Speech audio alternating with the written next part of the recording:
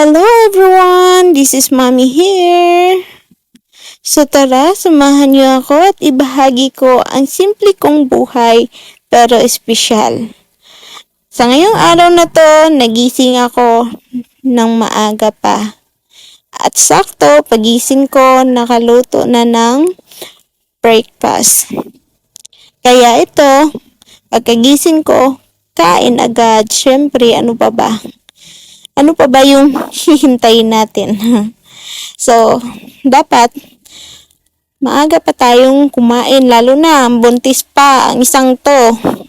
Kaya maaga pa talaga kumain para mag-exercise. Syempre, para hindi naman ako mahirapan mga anak, 'di ba?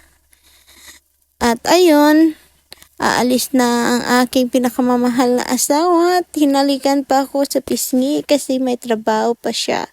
Kaya ito, ako na munang kumain. Ako na lang mag-isa.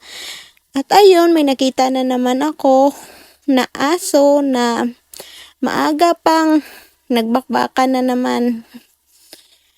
Kaya ayun, tawang-tawa ako. Kasi pagbungad talaga ng aking mga mata, sila agad ang aking nakikita.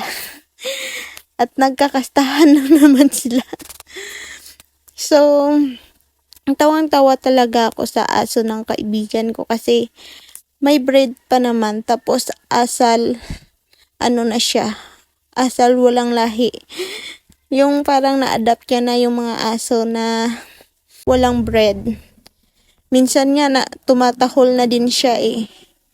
Yung asong tahimik noon, ngayon, ibang-iba na. Kaya natatawa ako kasi maraming aso na pumupunta dito, mga lalaking aso. Pinupuntahan siya.